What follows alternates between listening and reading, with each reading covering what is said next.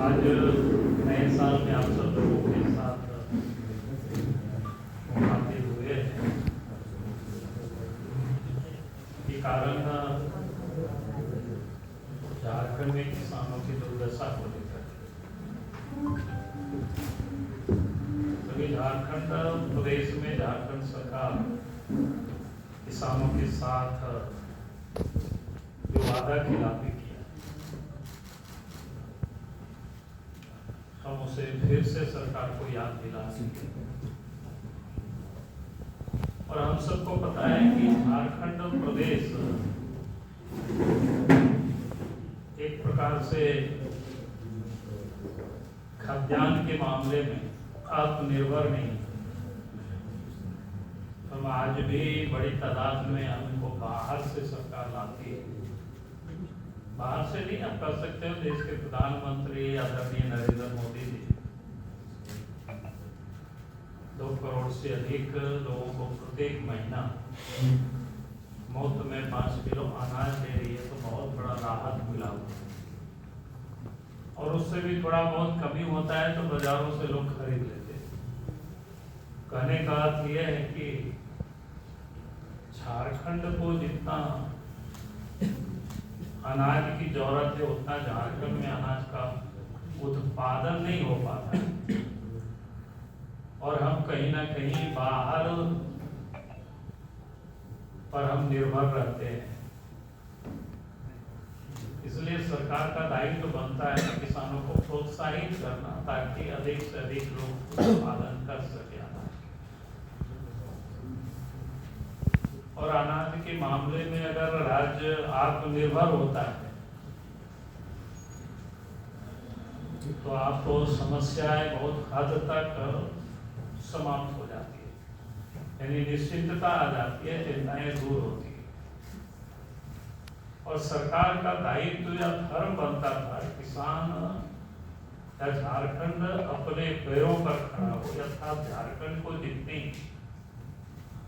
अनाज की आवश्यकता है, भोजन की आवश्यकता है, उतना किसान यहाँ खुद पैदा करे। उसके लिए सरकार को प्रोत्साहित करना चाहिए जनता को।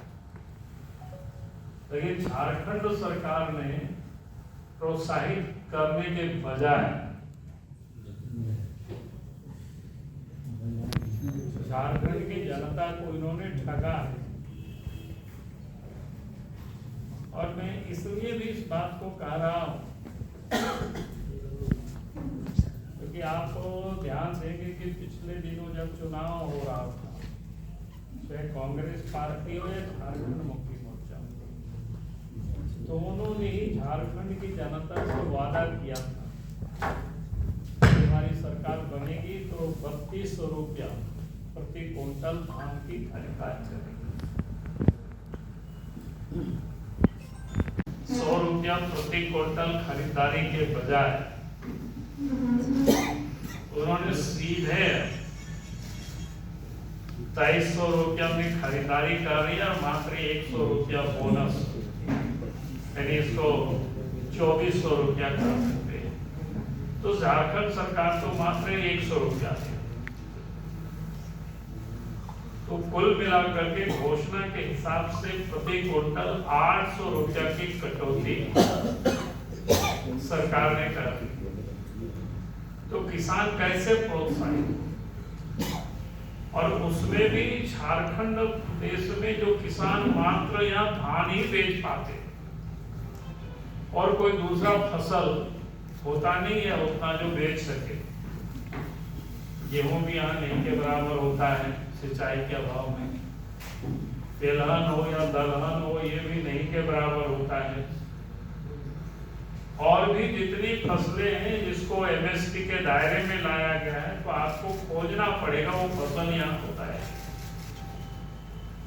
तो कुल मिलाकर के झारखंड की सरकार को किसान अपने पैरों पर खड़ा हो, उसके लिए सरकार को सोचना चाहिए, पर उसके लिए विशेष ध्यान दे करके सरकार को खरीदारी करनी चाहिए।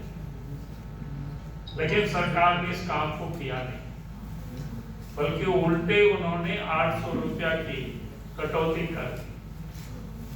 तो किसान कैसे प्रोत्साहित होंगे और किसान कैसे आगे बढ़ेंगे और किसान खेती के प्रति कैसे अग्रसर होंगे?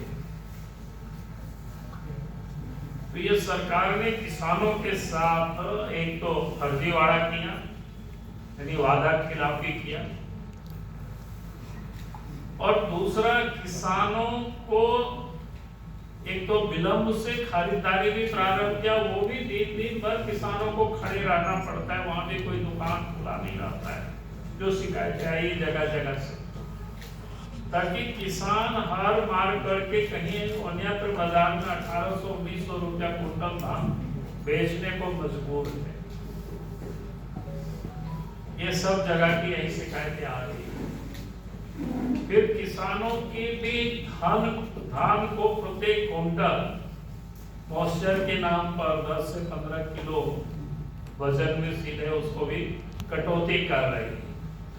यानी एक तो उन्होंने कीमत में उनकी कटौती की जो उन्होंने घोषणा के अनुसार नहीं किया।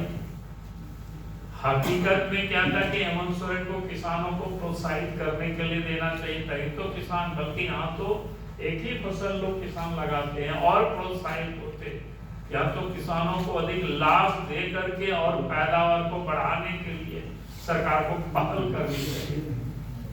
लेकिन सरकार ने जिस प्रकार से पिछले साल या उससे पूर्व में भी आप सब लोगों ने देखा होगा कि पहले 1-2 मौसम में तो फसल ठीक से नहीं हुआ, जितना हुआ भी तो एक साल में पैसा लोगों को दिया। यानी झारखंड में किस प्रकार से किसानों के साथ सरकार नाइंसाफी करती है, तो झारखंड कैसे आगे बढ़ेगा, कैसे तरक्की होगा, किसान कैसे आत्मनिर्भर होंगे? देश के ऐसे केंद्र की सरकार ने कहा तो कि साल में 6000 रुपया उनके खाते में भेज रही है।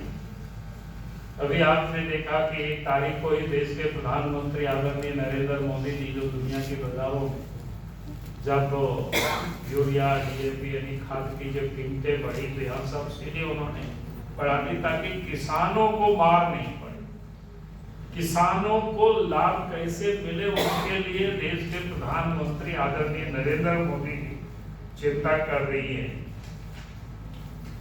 और आज भी जो भारतीय जनता पार्टी का जो बगल में पड़ोस से उड़ीसा राज्य है, वहाँ 3100 रुपया प्रति कुंटल धान खरीद रही है, मैंने बोनस को जोड़ करके।